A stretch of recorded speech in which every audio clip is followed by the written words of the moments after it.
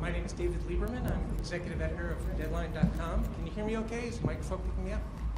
Yes? Yes? More? Okay. More? Okay. Oh.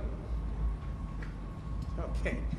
Welcome to Reinventing TV through Streaming. I'm David Lieberman. I'm executive editor of Deadline.com. We have a great panel here to help us sort through this issue, which probably weaves through most of the sessions here at CES. To my immediate left, we have Eric Bruno, who's Vice President of Strategy for Verizon. Next to him is David McIntosh, who's President and founder of Redux, a video discovery service. Next to him, we have John Penny, Executive Vice President for Strategy and Business Development at Starz. And last, but certainly not least, we have David Schull, who's Senior Vice President for Programming at Dish Network. And Eric, why don't we start with you? I'm going to ask you to look into your crystal ball and tell me, 5 years from now, what will the cable programming situation be? It seems to me that one of the big issues for streaming businesses is whether the cable bundle remains intact. 5 years from now, will it still be intact? So everybody hear me all right? There we go. How about that? A little better? All right. So, I think one thing that a lot of people would love to hear me say is, I think the bundles are going to be gone. It's going to be all a la carte. But I just don't think that's going to be the case.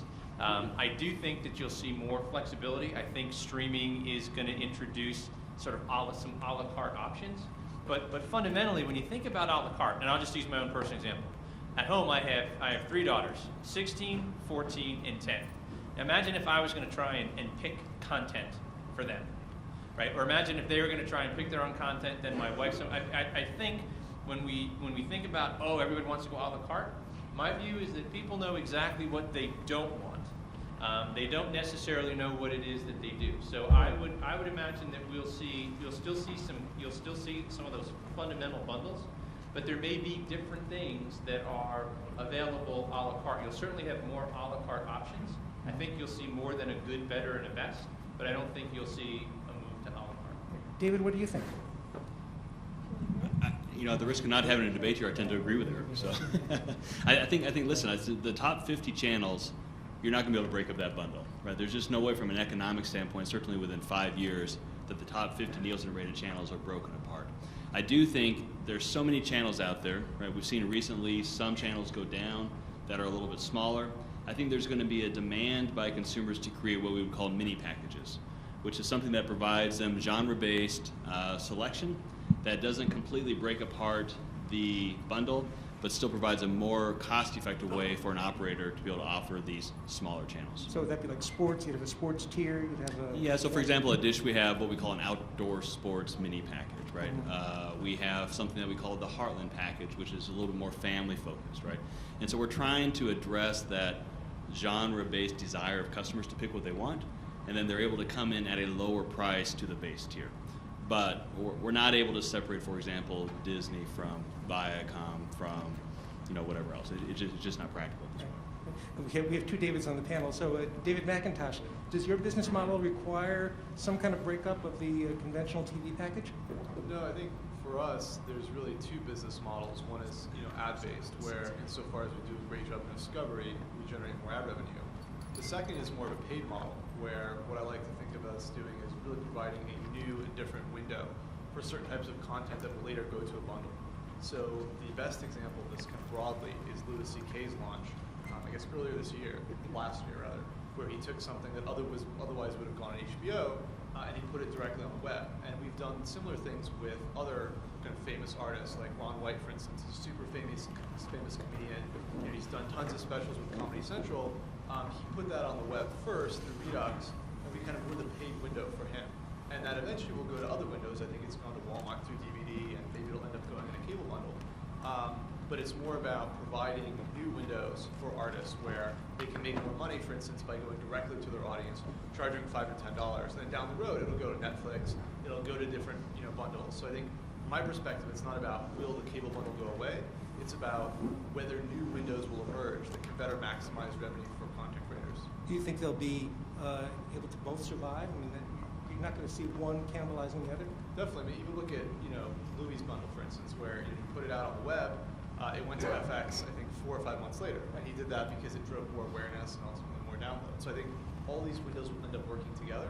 And at a high level, it makes a lot of sense to have a bundle because I can get a ton of content for a pretty reduced price. But when I'm specifically committed to an artist, let's say a Ron White of the world, where I'm a diehard fan, I'm willing to give Ron that $10 as opposed to the, let's say, 10 cents that he gets through my cable subscription. Right. John, let me turn to you, but let me throw in an additional factor here, which is people's ability to afford. I mean, we've heard not only about cord cutting, but cord shaving, which might affect a service like yours perhaps more than others.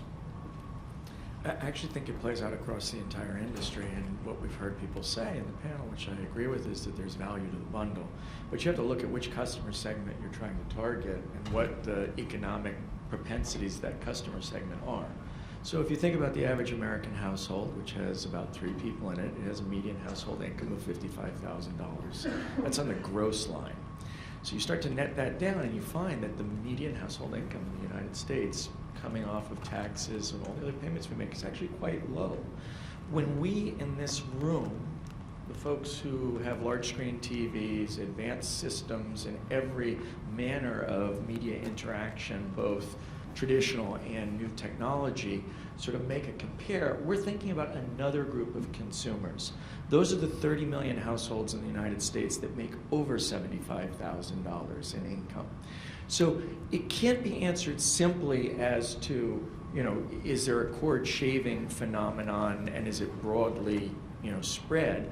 You have to start to look deeper in. And what happens is when you look deeper in, ideas like the one that Dave talked about, and certainly what we heard before, start to make a lot of sense to help those who are having issues optimize. And what you end up saying to yourself is that the media industry had a one-size-fits-all model in terms of its content creation, packaging and marketing, and distribution model. It's existed and done very well for the entire industry for 10 years. And now we're becoming more like technology-enabled consumer packaged good companies that are creating more opportunities and slices that follow consumer behavior, young, medium, and older age, propensity to spend, and the like.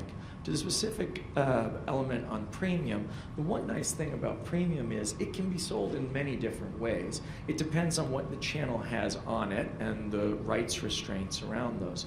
But for original programming in a network like Starz, as well as Showtime and HBO, they're really focusing on creating brand premise with original programming.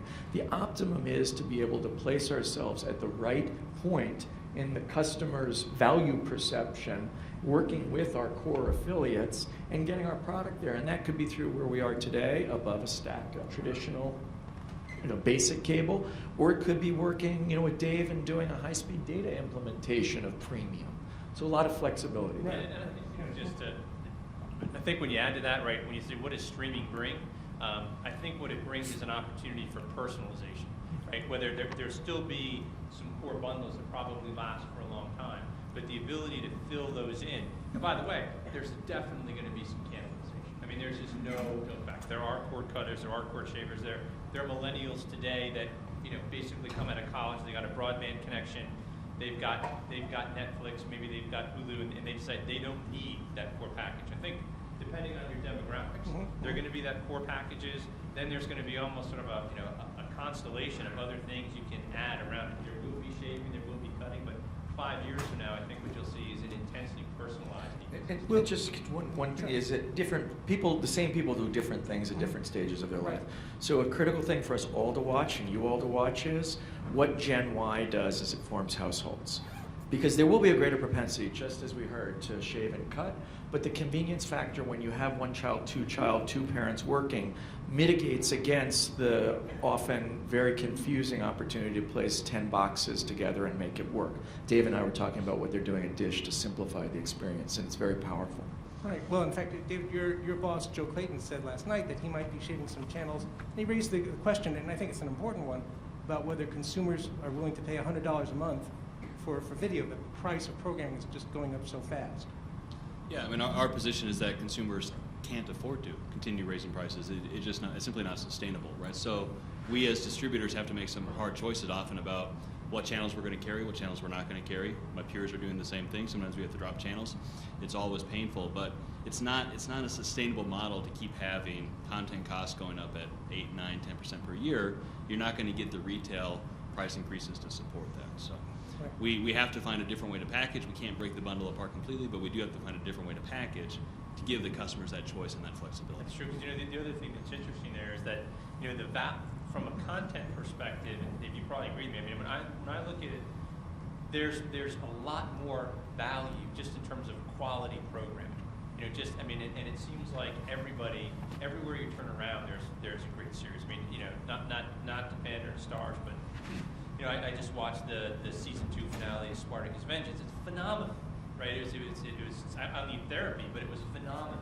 For right? the record, I agree. In terms of how that went, but you turn around, whether it's AMC or whether it's TNT, whether it's Cinemax, there's just a lot of programming, and so there's that demand from the content providers to keep increasing prices. But to your point, it's going to have to be sliced and diced differently, because you can't just afford to absorb all that and continue to raise rates. Just to add just one piece, again, so you have a context here, and if you take some analyst reports and you look at what actually creates the cost in the bundle of video that's sold by many providers, 2 network companies, one large one that has a mouse as its mascot, and another one that want their music service, account for roughly 45 to 50% of the entire wholesale cost of the bundle.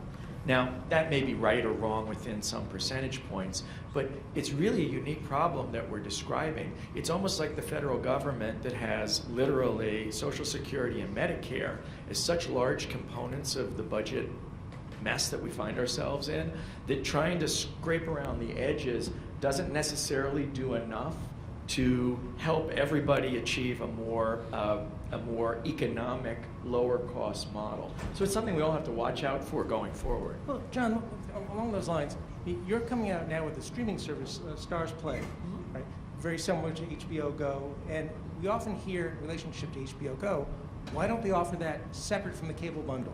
Right now, if I want to get HBO, I've got to first buy the basic package. Have you guys considered that?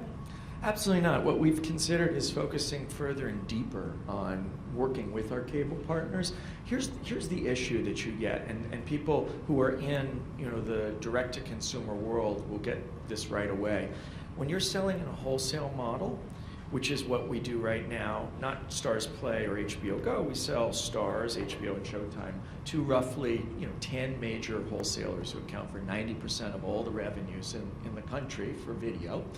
It's a business that is very straightforward, is not simple, but it's straightforward. When you end up taking a direct-to-consumer proposition and you start layering in consumer marketing costs, direct costs to deliver customer service, all of the infrastructure and technology, and then you have an issue, of course, like channel conflict, which we all know from other businesses, where you're selling something in competition to your largest customer.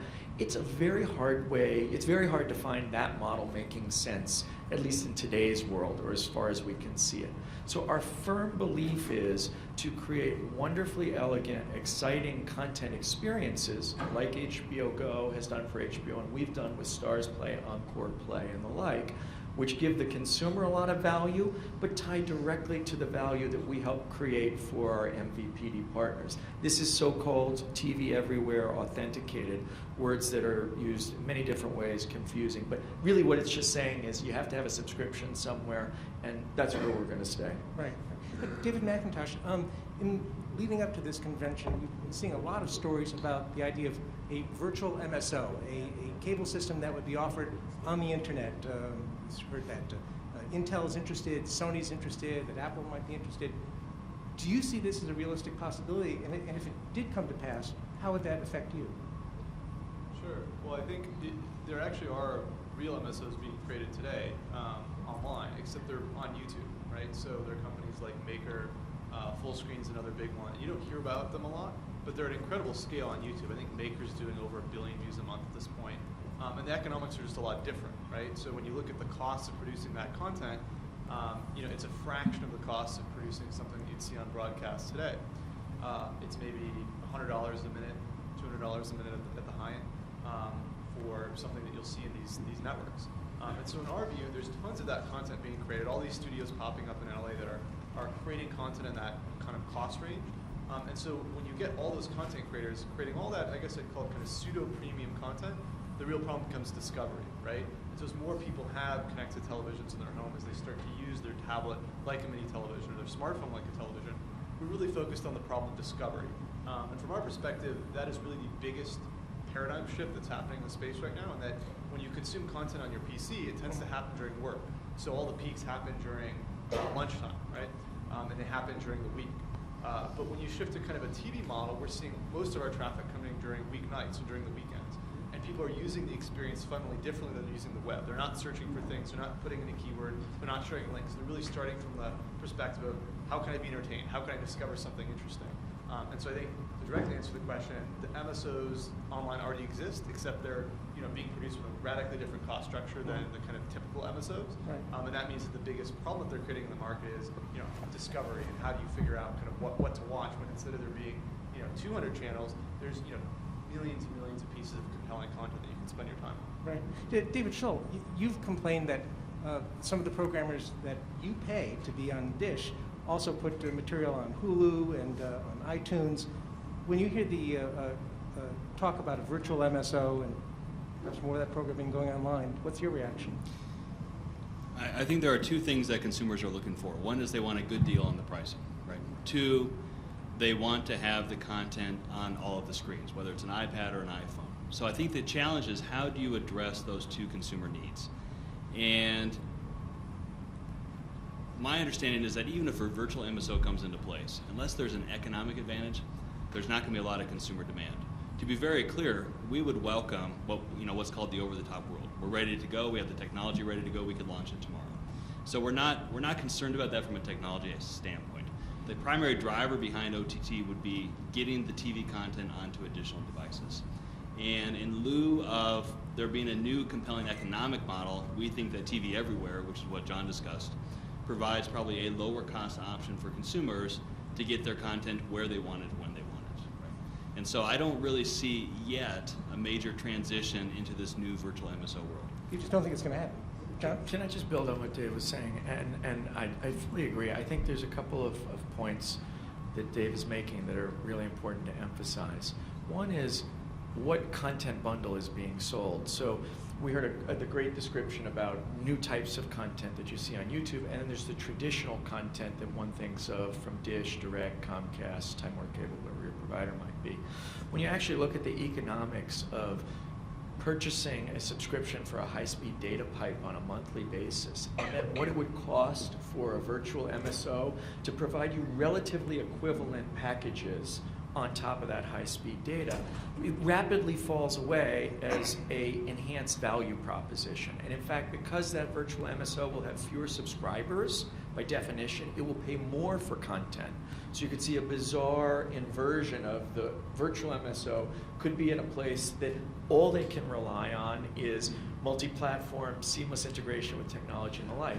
The interesting thing that's happened from last 2 CESs ago till today is that MVPDs, Dave's and others, those are cable and satellite operators, are catching up in the notion of what creates a fully constituted multi-platform experience, working with the likes of Microsoft, Roku, and the players that we're representing a quote OTT threat. So I think it's becoming even more difficult for a traditional MSO model to virtualize. I think models that wrap up Machinima, Maker Studio, and the like, and then become a unique, maybe lower cost package that's delivered in a virtual way is probably the wave of the future. Well, Eric, let me ask you this. Will the streaming world then ever get what we now consider must-have programming, live sports, scripted first-run TV shows, specials like the Oscars, things like that? I mean, I think if you look at it, really, to a certain extent, it has it already, right? So, when I look at the, I think sometimes we like to talk about streaming versus this versus that. At the end of the day, from a consumer perspective, they really don't care, right? There's not a streaming world and an MVPD world. There's a, I want this content world, and that's really all that matters. So what I think you're going to see happening is, one, you'll see traditional MSOs and MVPDs continue to embrace the technology that makes it happen, right? I mean, that's why Dish has the Hopper, that's why Verizon is launching the Verizon Media Server. You're gonna be able to see some of that embraced, right? It's why from a BIOS perspective, we integrated YouTube and Facebook and Twitter. The ability to do that from a technology standpoint is there. The question is from an economic model standpoint, from a consumer standpoint, as well as an industry standpoint, when does some of that come together? And I do think you see some of the bigger packages shrink to an extent, and you do see a lot more around the edges. I mean, there's some powerful stuff in terms of direct-to-consumer that you can get from YouTube or from a Louis C.K. going straight out, and people will have more choices to make, which I think will be a good thing. And I think the role of the MVPD there, and by the way, you know, that's where you might actually see more competition between a BIOS and Dish and somebody like a Redux, is that discovery and aggregation. Because even with TV everywhere, right, the multiplication of TV everywhere applications is huge, right? It went from dozens to literally hundreds, and how you sort through that and find your content is going to become key. It's one of the values that I think an MVPD brings, and I think going forward, some of the value that Search and a company like Redux is going to bring. If I can play off of that, we only have one mission in life as video distributors, and that's to provide the consumers the content that they want. So the choice that they want, wherever they want it, and whenever they want it, right? Yeah, so then get the hell out of the way. And they get out of the way. That's exactly right. So give them the control, give them the choice, and back off. And so if they want it on their iPad, we need to provide that. To the extent we can provide better packaging options, we need to do that, right? To the extent we can make the discovery better of all the Maker Studio content, we need to do that as well. But ideally, it's all in one place, one account, one set-top box, right? I mean, consumers don't want it to be 10 boxes. They want it to be very, very simple and very easy to navigate. Right. Yeah. John? I was also going to say that one of the key things that we just heard is that the price point to the consumer is critical. So the world of big cable and satellite understands the value proposition of creating first-run content, dramatic series and the like, through traditional means, and that can be streamed. It doesn't matter, as we said, whether it's streamed or delivered through, you know, some sort of more traditional platform. What happens when you start to look at players basically making bets on $8 price points and training the entire ecosystem to see huge amounts of library content with some sprinklings of, quote, first run or closer in series content, that $8 is the right price point, you have a big issue in how it literally impacts the making of television back upstream. One could argue people in Hollywood are paid too much. I wish I were one of those people. I am not. But if I put it in this way, it might make sense for you all. If Netflix decides to make a show, which it can do, or it could be Hulu, or it could be Amazon, and let's say it was a real premium show and that costs $4 million an hour. That's a really, really expensive show. And it was 20 episodes. That's $80 million. With marketing on top, I'm just going to be, you know, gross in my numbers, $100 million. Guess what? That's 1 million Netflix total revenue at $8 subs, 1 million subs, $8 total revenue for a year to make one show. So the point that we were making was that the core business model that intersects the customer and its price point is critical all the way up the chain. And we have to be careful. There could be serious unintended consequences when we move things quickly. Well, it's interesting. When Starz separated from Netflix, I mean, there was a lot of talk from your side about the possibility that we'd see a premium streaming service. I mean, so Netflix would be the equivalent of basic cable, but there'd be something on top of that that cost more, but where Starz would be more naturally settled. But we haven't seen it. How come? I think the answer is very, very simple in terms of these major players, and you have to separate them into two categories. $8 works as a price point. It's a very simple decision to have. It's a very simple decision to forget about it on your credit card bill. It's a very simple decision to make when kids in your household are wanting to watch a lot of the content there. What makes it difficult, and they were so smart, and this is such the almost Apple-esque level of simplicity, is keep it simple, stupid. Keep it simple. And don't go to a very complex, multi-tiered model where people can't really figure out what it is they're buying and how much it costs. So they would have had to increase complexity, and at the time they already had a complex situation between physical DVD in the mail or streaming. Another example of this is in Amazon, a wonderful company with incredible service offering. you're buying a accelerated shipping service to get video. There's an additional benefit, right? So these are interesting ways of inducing people in a very positive sense to take new forms of content, but they may be orthogonal, as some people like to say, to the backstream business model of first-run content, not library and the like. So in the Netflix world, it works as a simple proposition. Keep it simple is where they are. David McIntosh, let's just get back to this idea of first run, or not first run, must-have programming versus everything else. Do you see the world that way? I mean, one of the things that distinguishes you from others in the streaming world is that you want to deal with original and high-quality programming. But do you think there's going to ever be an opportunity for you to get what we now consider must-have? Yeah, I mean, I think you could consider the Ron White special we ran as must-have, and that Comedy Central, otherwise would have bought that, right? Our business model is different, that we don't buy content up front. We have a platform, so we partner with the content creator when they launch it, we do revenue share. And it works well for content creators that either have a big audience like Ron does, or B, they know how to grow an audience. And so I think that if you look at the kinds of content today that are doing well from a direct audience standpoint, it's things like the Minecraft movie, which we launched a couple days before Christmas.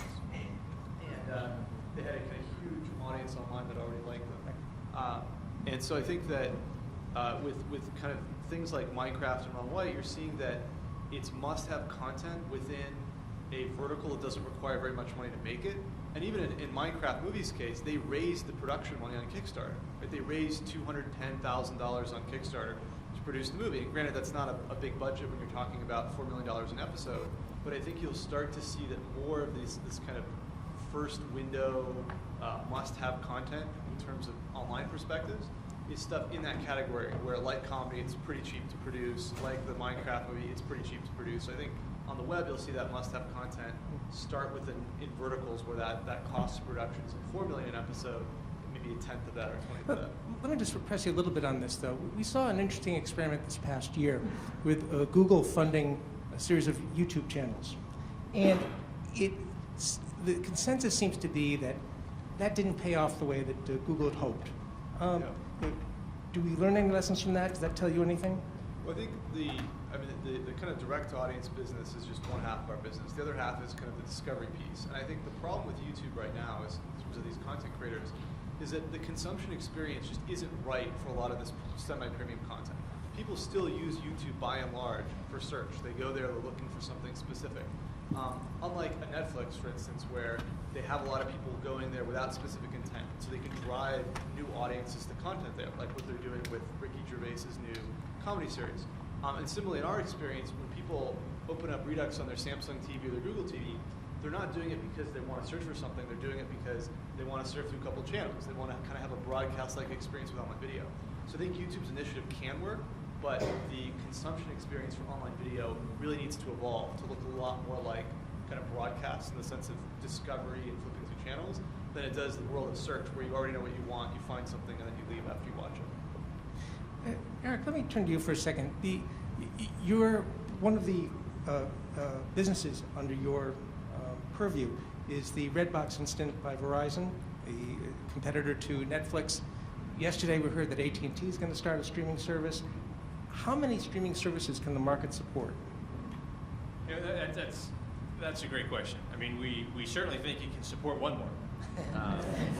So we're definitely there. I think one of the interesting things when you think about streaming is, in general, we all sit here and assume, well, I stream. Everybody, a significant percentage of homes in America don't stream yet, right? So when you talk about whether it's RBI or somebody else, and every article and every person I've ever talked to on this topic in the press, like, well, are you ready to go take down Netflix? I'm like, you don't necessarily have to take down Netflix to be successful.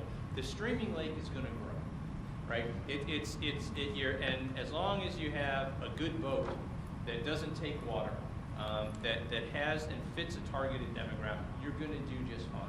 So really, when you look at Redbox Instant, we certainly think that there's obviously room for one more. I think that you'll see others come into being, and a lot of it, your success, I think, is going to depend on what your strategy is, what your target demographic is, what your approach is. Can you really execute against it? And you'll probably see more streaming providers enter. And like any market, you might see that shrink again. But from our standpoint, as we looked at Redbox Instant, it seemed to us like that was compelling and differentiated. Right? When we were doing our strategic work on it, when you look at what Verizon does today, right, we've got the world's most interconnected global IP backbone. We've got content management capabilities, CDN capabilities ready to deliver files. We could have launched a streaming service 2 years ago, but it just would have felt like a me too. Right. So what was important about Redbox Instant was the differentiation of the joint venture with Redbox and be able to sort of recombine physical and streaming, right, with the recognition that there are a lot of households that don't stream yet, that we can provide a smooth transition from not streaming to streaming. So I think overall, our goal is to get in the marketplace to be successful and then rise with the rest of the play. If I Yeah, I was going to say, you've got Blockbuster online. Right. Any lessons that you can? No, I would agree with a lot of what Erica said. I think the key is neither of us is launching a standalone streaming business, right? Amazon Prime is an add-on to Amazon. What you guys are doing is an add-on to an existing Redbox business or to an existing Verizon business. For us, Blockbuster at Home, which includes all the great Stars content, right? Plug John here, right? Is an add-on to an existing Dish business. And that makes the economics much more palatable for the operator. And it allows us to get much more creative, I think, with the consumer offering, as opposed to trying to go out and match the billions of dollars that you'd have to spend at this point to do a startup streaming service with Prime content, which is just not, the money doesn't make sense, the money doesn't work. So. And, John, I'm wondering, is streaming necessary for you guys now? I mean, it just strikes me that we're always writing about, do they have a streaming deal? Do they have a streaming deal? Is it something that you could live without? I think we live with the beneficial option of having it and being successful, or not having it and being successful. And what I mean by that is working with our core affiliates and expanding the opportunity to bring premium content to people in an effective way, easily discovered, to the point that was made before, in a convenient way. That will evolve multiple streaming opportunities for us over time. Interestingly enough, when there are only 3 major streaming players to play with, there are only 3 major streaming players to play with. They have very different business models, very different needs, and very different genetics in terms of how they come at the business. So for any of us, finding the partner that is complementary to the business model, and that partner may be a current major distributor today. And that, I think, is what's great, having gotten beyond the Netflix world where the valuation was up at $16 billion and now where it is. It gives us all, the industry, a lot more time to sort of think about how this is going to play out for broader advantage. Right. I'll put you on the spot for a second. Your ultimate boss, John Malone, said when talking about spinning off Stars that you could use a big brother. And of course that led to all kinds of speculation of who might that big brother be? Who might be interested in buying Stars? I mean, could you see Stars in the hands of a technology company that's interested primarily in streaming the service? Well, I can't comment directly on companies or the like, but if I were to talk about generally a premium network like Stars that were in a position to now be a more independent vehicle, I think the strategy and the approach that was implied potentially by Big Brother is that to have a complement of assets to work with and a complement of capital deployed against original programming is really the critical element. So one of the problems one could see with technology companies, pure and simple, is you've painted backwards into where we were on the bundle. Because I mentioned that roughly 90% of all the value of payments to programming services, and I don't mean just premium, comes from the traditional players. If a new technology player owned any network and sought to bypass the original model of MVPD distribution, there'd be tremendous dislocation in their business model. So in that very sort of, I'm trying to touch only on the edges, I say that there would be challenges that would need to be worked out. It's not impossible, and there's potentially something there, but I think a lot more work needs to be done. I think he was specifically saying someone who is very interested in the content businesses, wants to expand those, wants to focus on originals and the power that originals bring on multiple platforms, and that sort of Big Brother is the one that would be, I think, a good More like a traditional media company. Well, I think that's what comes to my mind first, but then again, I'm not speaking for him, and it was much more my general thoughts on what this might, how Your this opinion could does not play. necessarily reflect that of station. Exactly. Thank you very much. Eric, let's talk about technology for a second. It's interesting sometimes when I talk to people in the tech world, and you hear the phrase that I love. Pretty soon, everybody. Whenever you hear the words "pretty soon, everybody," you discount whatever comes after that. But they hear pretty soon, everything is going to be on the web. Television is going to move to the web. Now, Netflix accounts for what? A third of all web traffic right now? Could the internet handle television moving from a cable platform to an internet platform? Well, certainly not overnight. It's interesting, right? Because you can have, and I actually have had, sometimes not by choice, these hours-long conversations with our network plan. But when you look at it, right, there are a couple different questions. One is that I think the delivery of TV service and internet service, it's blending together, right? On Fios, you see, YouTube is together with CBS, right? So you see some of those things coming together. There's the question of, then does everything get served over the internet? Do set-top boxes go away overnight? And I think what you'll see over time is that video service in general tends to be more and more cloud-based. That doesn't mean the general internet, right? It could very well mean, right, you've got those services and they're cached closer to the various homes, right? There are ways of managing how you do that. So I definitely think that the delivery of video services becomes more and more cloud-centric over time. And as we go through that time, there are lots of companies like Verizon that are going to spend billions of dollars of capital on their infrastructure to ensure that the internet can, in fact, support it. Right. But I think, like I said, and a lot of it depends on how you do it, because if you're taking that content and you're caching it closer to where it's consumed, then you're not having as dramatic an impact on backbone networks or the internet itself. So I think it definitely becomes more cloud-centric over time.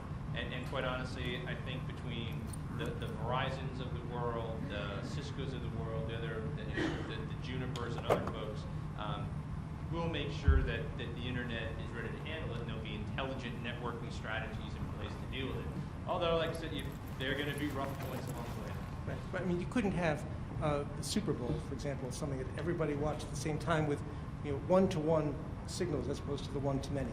That would crash the system under any scenario. I think, like I said, if you were to take the Super Bowl and try and do that way tomorrow, you'd bring a lot of different parts, a lot of different networks to a screaming halt. So there's going to continue to be a mix of like your traditional one-to-many broadcast, right? It's not all, when you say one-to-one, it's not all going to go to unicast over time. Right. But when you look at the networking technologies that are in place that somebody like a Netflix uses, technology that is available from companies like Limelight and Akamai, those are things that help mitigate the impact on backbone networks. So I definitely see things becoming more cloud-centric. There are definitely going to be some rough patches as you migrate to that. There'll be, at some point, video distribution will get ahead of the network. The network will catch back up, and you'll go back and forth, but you'll evolve there gradually. David Schull, let me put that question to you. Your company is amassing spectrum for what appears to be a broadband service, and I'm sure that video would have to be a large part of the equation. Yeah, so I'm not going to speak officially on the record with regard to Off what the we're record, doing with the just spectrum. So us. just ignore it. But let me make two comments. One is customers don't care about delivery methodologies, right? Customers really could care less how they get their video content to their tablets. So I think we as an industry tend to fixate a little bit more on whether it's internet or satellite or whatever else it is, right? Customers don't care. So then it all boils down to economics, right? What is the most cost-effective way to deliver that bit, whether it's a one-to-one relationship or a broadcast relationship, whether it's satellite or whether it's IP delivered? Customers don't care. It's an issue, how do I get that bit to the screen I want to watch it on when I want to watch it. That being said, obviously, we made a spectrum bet, and it was more than $5. It was, a significant amount of money. So we do believe that there is a migration over time. But importantly, we think it's a mobile migration as opposed to a fixed migration. We think the cost per bit on satellite for a fixed TV consumption experience is actually pretty darn good. And so we're looking at how do we address what we believe is a growing consumer need, which is for mobile experiences for that video content. But when you come to a show like this and you see all these Ultra HD television sets and you're doing amazing things. Last night Samsung showed a TV set where two people can watch different shows at the same time. Clearly the demands on spectrum are going to be incredible. Massive, yeah. So I think the quality. We've gone from SD to HD to 3D to 4K or whatever's coming next. I think the demands on spectrum are going to always keep increasing, which is why I think it's primarily an economic argument about what's the cheapest way to get those bits to the customer. And the other thing I'd add, just in addition to economics, obviously, is and I know it's the quality piece too. Of course. Right? I mean, it's got to be there in a way that there can't be tiling, there can't be any of the other things. It's got to be Satellite video. doesn't have those problems, Eric. No, and neither does Fios. We're the cable guys, yeah. Yeah, but when you think about it, and when you look at mobility too, there's another difference, just in terms of how things impact the network, which is duration, right? When you look at those mobile video experiences, is that somebody sitting down and watching a full-length movie, or is that somebody sitting down and watching a 10-minute segment or a 15-minute segment? So that becomes important too, and that also has a big impact on what you're going to do and what you're going to do. David McIntosh, do you ever worry about capacity and the ability of different distributors to handle the amount of content that you and others are putting out? I think that on mobile networks, that's definitely a concern. And as we're starting to do more deals on the mobile side, we're coming up against a lot of manufacturers saying, hey, we'd like to figure out ways to reduce the bandwidth constraints. We want to make the consumption of video really instantly gratifying. So what are some ways in which videos can load faster, the essence of the video can be delivered to the user, perhaps the full video doesn't play. So I think that's really interesting. But whenever I go to Korea to do these deals, I'm always fascinated that the TV experience there is already everywhere, right? People just holding a phone in the palm of their hand in the subway, watching content, right? Like, the television experience in that country really has gone everywhere. And I think the same thing will happen here at some point.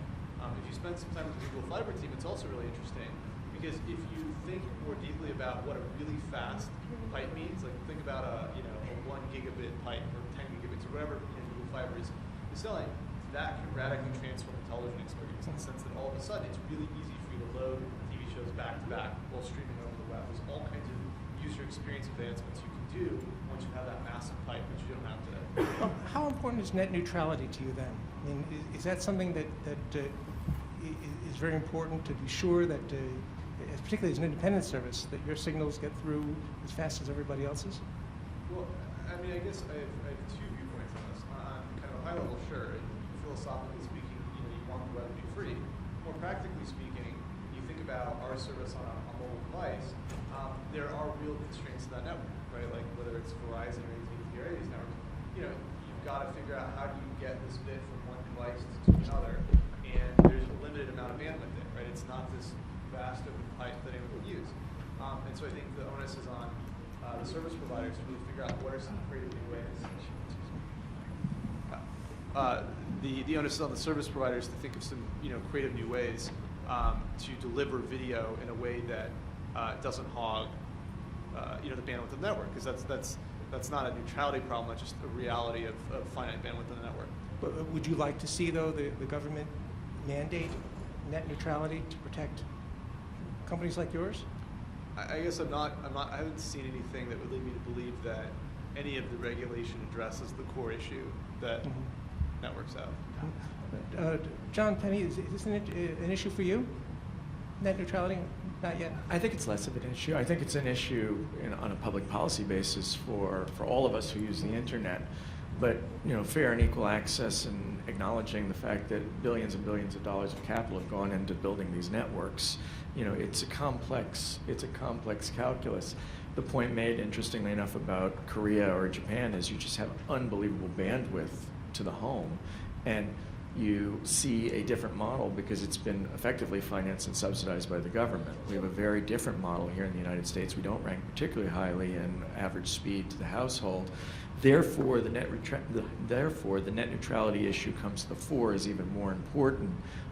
But for standard programming providers delivering authenticated TV services, it's just not at that threshold point for us right now. Eric, I know it's Yeah, I'd also say, for the company that provides America's fastest and most reliable internet service,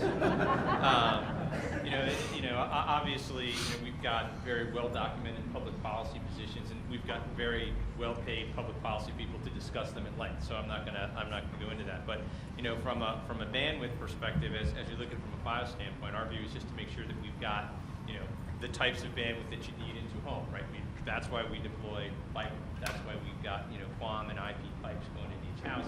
That's why we deployed a 150 and 60 service and a 300 megabit service is to make sure that you've got that capacity. And for us, our broadband value proposition is every bit as important as our video value proposition, right? People have asked me the question that says, when you look at consumption today, literally, we've done surveys of millennials, and I've read them. As many as 50% of millennials would rather trade in their cars than give up their internet access, right?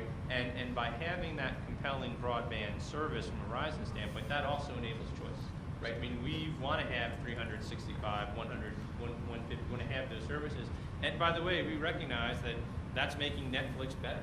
That's making Amazon Prime better. That's making people that want a cord shave or cord cut be able to do that. But it's an important part of the value proposition. right. David Schultz, let me just bring you into this. I mean, you're looking at all the money that Dish is spending for Spectrum and the demands that we put on it. Do you think that should have some leeway to decide how it's used? I think the cable guys and the Verizon guys and AT&T make a lot of money on their broadband services. The margins are phenomenal, much higher than the poor piddly margins that we get as a video company. And so I do think there's some policy initiatives actually that make sure that any new initiatives that do occur over the internet do have sort of a fair chance to succeed. Well, in a moment, I'd like to throw it open to the audience to ask questions. I'll just ask one more question before we turn to the audience, and that is, it seems to me that one of the big wedge issues in talking about streaming versus conventional TV is who's going to own the customer. And Apple comes in and they want to own the customer, and Comcast says, no, we want to own the customer, and maybe a company like Starz says, no, we want to own the customer. Who's going to end up owning the customer? Let's start with you. Yeah, I mean, so I'll be quite honest. I've always thought that customer ownership is the biggest joke on the planet. Right? Customers own customers, right? They make their own choices. And I think the companies that are in the best position to provide service the way customers want it are going to get their business, right? And if you look at just the evolution of video over time, right? You can't, if somebody was going to own a customer, it would have been an MVPD that provides broadband and provides the communications, provides telephony services as well as video services. But the rise of companies like Netflix, the ability of Apple to come over the top with iTunes, basically customers own customers. And the job of a service provider is to provide the best possible service so that customers choose you, right? Not try to create these types of walled gardens to keep customers in. David McIntosh, are you okay if people watch your programming but don't know it's Redux?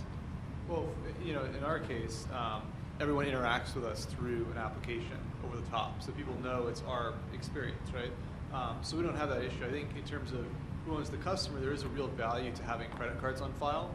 Don't underestimate the value of a really frictionless checkout process. iTunes is doing billions of dollars in gross revenue because of that.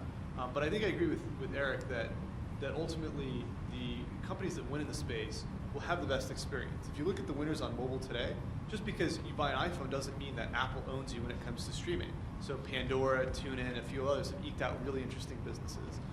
Just because Apple owns the iPhone doesn't mean that you aren't going to have a YouTube out there, right? So I think similarly, the companies that have the best user experience as it relates to television, they provide kind of the best TV experience, whether that be for traditional programming or online video, are ultimately going to be the ones that own that relationship with the customer, where the customer comes to them. John Penny?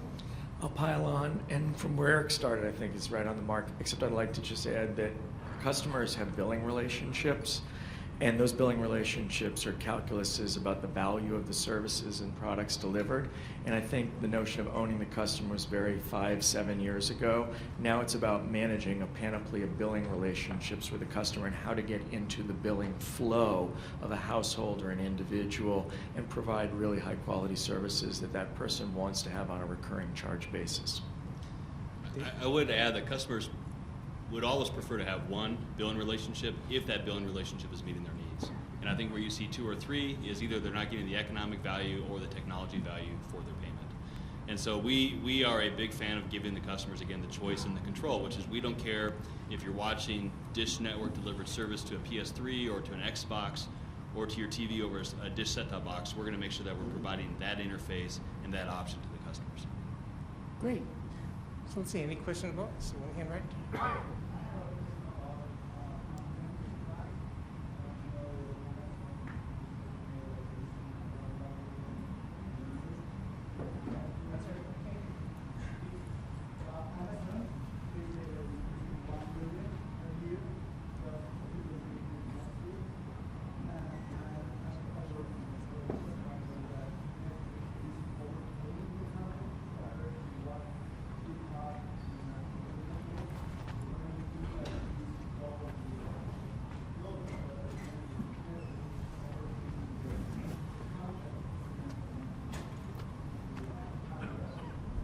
Kim. So the question is Netflix appears to be overpaying, correct? And is that an issue? Is it, do I have to-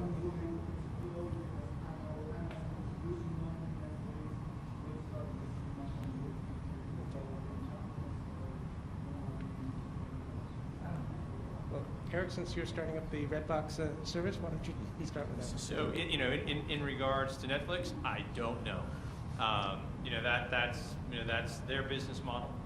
When we look at Redbox Instant, we've got a business model and an economic model that we're comfortable with, that we don't think is going to explode anytime now or in the future. When we have 10 million or 100 million customers, and I think when it comes to content in general, right, whether it's Netflix or anybody else, the one thing that we do have to break the cycle on, and it's more from an MVPD standpoint, more of a Dish, Verizon, Fios, Comcast issue, is how do you deal with the general price pressure on content, and that I think is what we talked about earlier. When you get back to maybe smaller baseline packages, more a la carte offers to company that, whether they are provided by an MVPD, whether they come over YouTube. So I think you'll see that as regards to the specifics of Netflix, I don't know. Another question? Yes? Pink tie?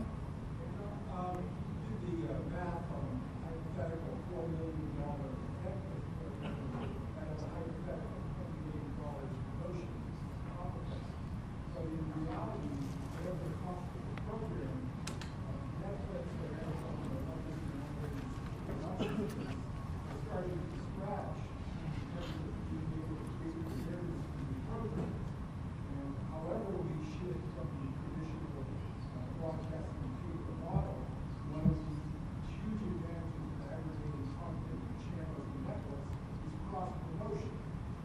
How will people even become aware of the various shows without television business taking on a certain cost for the function of two division film one by one, which is cut Hollywood production to the studio system down to the retail operation? For people who can't hear, I think the question is that how do people discover programming in a world, in the streaming world, correct?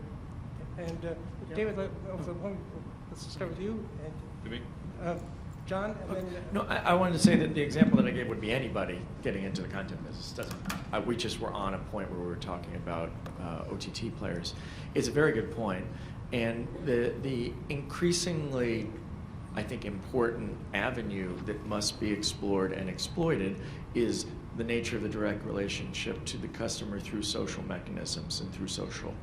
And so we're in the first round of Facebook as what I'd like to think of as a middleware platform for social. But as we progress and we lose this notion in maybe the younger generations of a panoply or a bouquet of networks to cross-promote around, we move far more to direct marketing-based models that look like the typical type of direct marketing that one would think of something coming in your mailbox, but it's embedded within a content experience socially enabled online. That's not enough to crack the multi-billions of dollars that are spent, but at least it's a pathway that's evidenced itself that not only the main players and the studios themselves are using to generate awareness and buzz, but everybody that was mentioned in the YouTube world, across the entire ecosystem is using. Maybe there's something there that we can work with that'll give us a little bit of that, extra awareness that won't be coming from, 30-second spots on 7 channels in a traditional model, if it's a TV series or a movie. Yes? I'm staying with you, Mr. Benny. You sort of dismissed the idea of the virtual MSO, but do you think Stars and other traditional cable networks feel comfortable dealing with such operations? I mean, we're not as agonized as we were out in the world and different people. Can you do that in today's business model? Just for people who couldn't hear, so I think the question is, do you think that a programmer like Stars would antagonize the existing MSOs if you were to do business with a virtual MSO? My point on a virtual MSO was that I didn't think enough value would be provided when you added the distribution cost of high-speed data. So I dismissed the opportunity as being very large very quickly because the price points, when you match them between traditional MSOs and virtual, don't end up looking that different when a new platform is launched. More content expense for the virtual guy up front. Listen, satellite and telco were new players in a world that was completely dominated by cable for many, many years. And every cable network I know of substance and scale is on all those platforms. It's really about the alignment and the way that those players go to market that makes sure that from any content player's perspective, that is not disadvantaging in any way the traditional business paths that have brought revenues and opportunities, i.e. the traditional distributor relationships. So if packaging, pricing, and consistency are the watchword, then there is an opportunity to consider working with broad new players. They haven't emerged to date.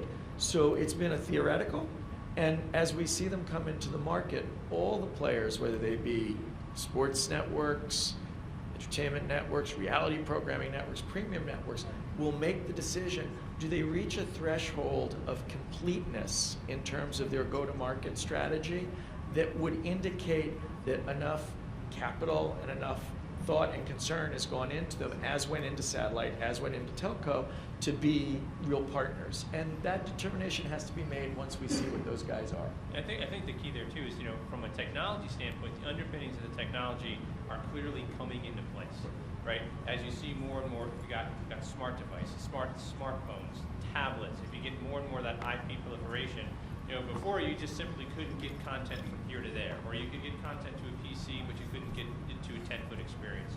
Now I think as you can, the issue is not so much the technology, it's how can we deliver that compelling value proposition and that business model? And how can I go out and identify these customers and bring them in? And how can I monetize the content that I'm providing? Can I deliver advertising?